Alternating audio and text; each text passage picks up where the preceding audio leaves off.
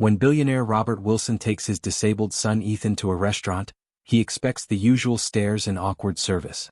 Instead, waitress Sarah treats Ethan with genuine kindness and dignity.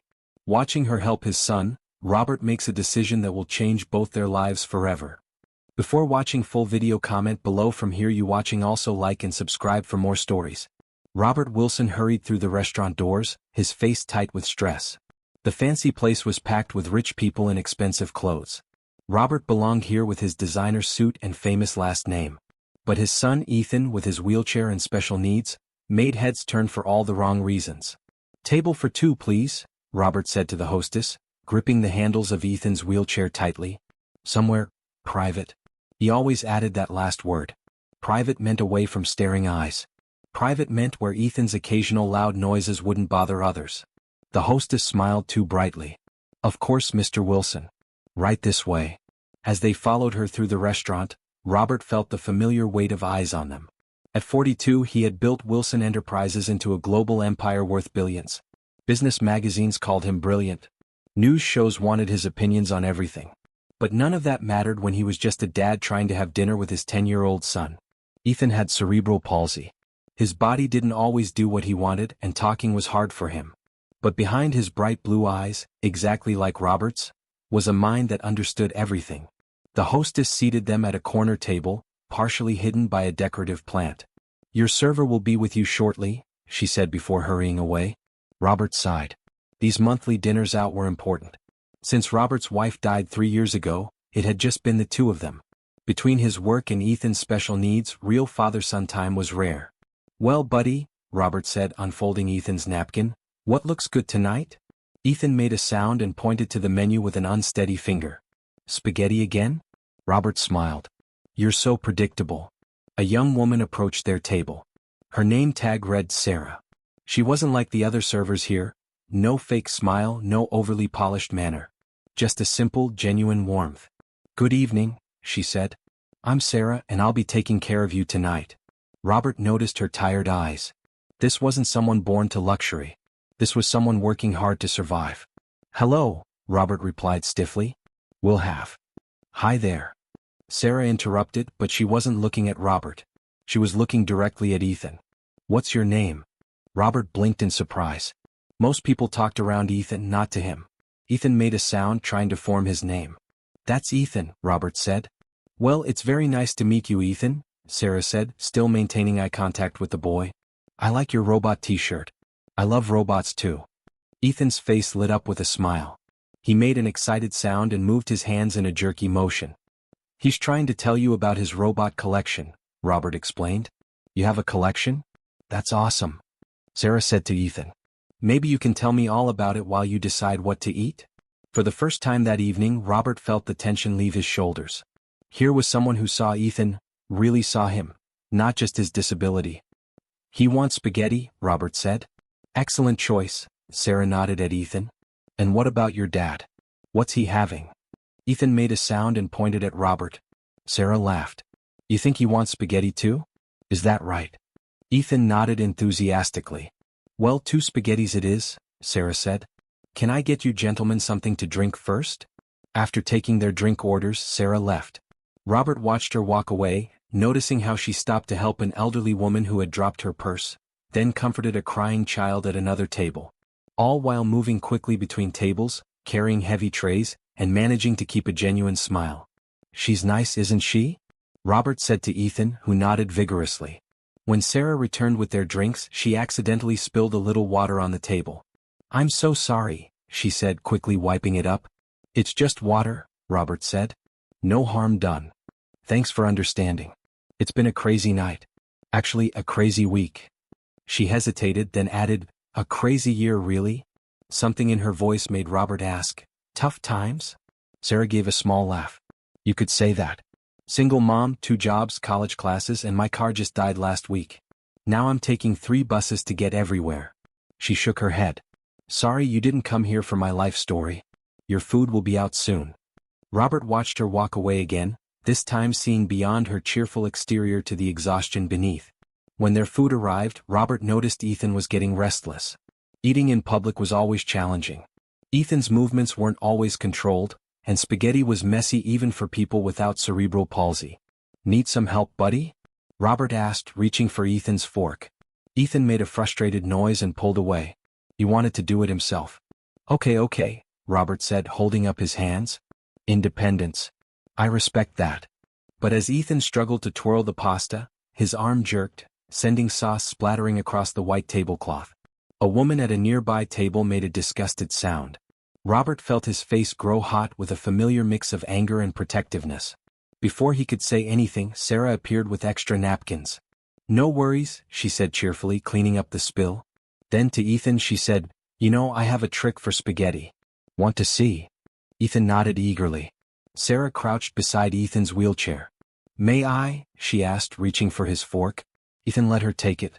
"So the secret is to use the spoon as a helper," she demonstrated, placing a spoon in Ethan's left hand, positioning it just so, then guiding his right hand with the fork to twirl the spaghetti against the spoon. "Like this, see?" After a few tries, Ethan managed to get a small bite to his mouth. His face broke into a huge grin. "You did it." Sarah cheered quietly. "That's perfect." Robert watched, amazed. Sarah had accomplished in 2 minutes what Ethan's occupational therapist had been working on for months. "Where did you learn that?" Robert asked. "My son Jake," Sarah replied. "He has some fine motor challenges too. Not the same as Ethan's, but we figured out a few tricks along the way." As Ethan continued eating with his new technique, Robert asked, "How old is your son?" 8, Sarah said proudly. "Smart as a whip, but his body and brain don't always talk to each other the way they should. The doctors call it dyspraxia." "And you're raising him alone while working 2 jobs and going to school?" Robert asked, impressed. Sarah nodded. "Studying nursing. Only 2 semesters left, but with my car breaking down." She shrugged. "We'll figure it out. We always do." Throughout dinner, Sarah checked on them regularly, always addressing Ethan directly, listening patiently to his attempts to speak. When Ethan accidentally knocked over his water glass, she didn't make a big deal about it. And when he finished his spaghetti, she brought him a small dish of ice cream on the house, for doing such a great job with the spoon trick. Robert couldn't remember the last time he and Ethan had enjoyed a meal out so much. Usually they rushed through dinner, eager to escape the stares and whispers. But tonight, thanks to Sarah, they were just a father and son enjoying dinner together. When it was time to leave, Robert handed Sarah his credit card. "I hope you and Ethan will come back soon," she said, running the card. "It was really nice meeting you both." "Thank you for everything," Robert said. "You made this evening special." Sarah smiled. "Ethan is a wonderful boy. You're lucky to have each other." Robert looked at his son, who was happily finishing his ice cream. "Yes, we are." As Sarah handed back the credit card slip, Robert wrote something on it, then folded it and handed it back. "Have a good night," he said, taking the handles of Ethan's wheelchair. Ethan made an insistent noise and gestured toward Sarah. "What is it, buddy?" Robert asked. Ethan moved his hand to his mouth, then away, the sign for thank you that his therapist had taught him. Sarah's eyes grew misty. "You're so welcome, Ethan. That means a lot to me."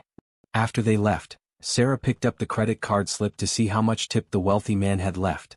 Rich customers could go either way, extremely generous or disappointingly cheap. When she unfolded the slip, she gasped. Robert had written, "Sarah, thank you for seeing my son, not just his disability. The world needs more people like you. Please call this number tomorrow. I have a proposition for you. Robert Wilson." Beneath was a phone number and a tip of $1,000. Sarah's hands trembled. A $1,000 tip would cover the down payment on a used car. But what proposition could a billionaire have for a waitress? The next day, Sarah nervously called the number. "Wilson Enterprises, how may I direct your call?" a professional voice answered. This is Sarah Taylor. Mr. Wilson asked me to call?" Miss Taylor. Mr. Wilson is expecting your call. Please hold." Moments later, Robert's voice came on the line. "Sarah, thank you for calling. I'm glad you decided to reach out. Mr. Wilson, that tip was too generous. I was just doing my job." "No, Sarah. You weren't just doing your job. You treated my son with dignity and kindness. Do you know how rare that is?" Sarah thought of her own son and how people sometimes treated him. "Unfortunately, I do. That's why I want to make you an offer," Robert continued. "Wilson Enterprises has a foundation that supports families affected by disabilities. We provide scholarships, fund research, and run support programs. We need someone to head our family outreach division. someone who understands firsthand what these families need. Sarah's breath caught. Are you offering me a job? Yes. The position comes with full benefits, flexible hours so you can finish your nursing degree, and a salary that should end your need for a second job. Plus, there's a company car. Sarah couldn't speak. This had to be a dream. You don't have to answer now, Robert said. Think about it. But I've seen how you interact with people, how you solve problems, and how you treat those who are often overlooked. That's exactly what this position needs. What about my son? Sarah finally managed. Bring him to the interview. I'd like Ethan to meet him.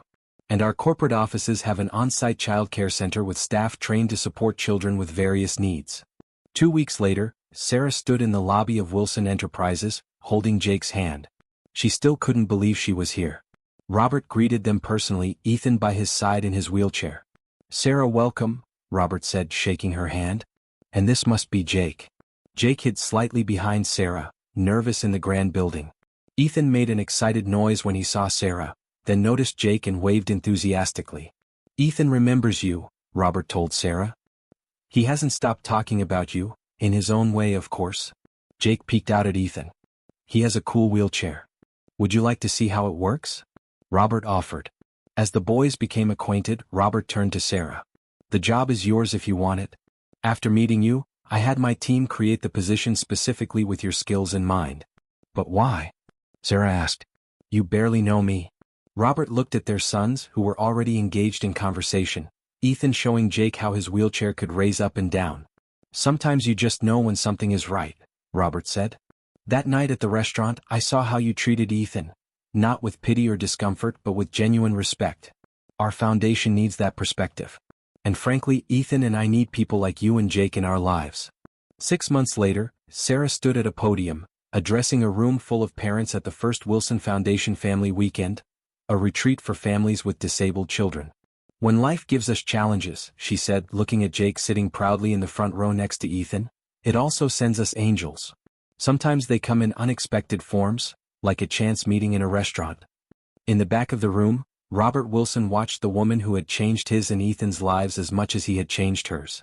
With her leadership, the foundation had expanded its programs, reaching twice as many families. But more importantly, Ethan had found a friend in Jake, and Robert had found a partner in Sarah. First professionally, and now, as their relationship deepened, perhaps something more. One simple act of kindness, treating a disabled child with dignity, had created ripples that continued to spread, touching countless lives. And it had all started with a waitress who saw beyond a disability to the child within.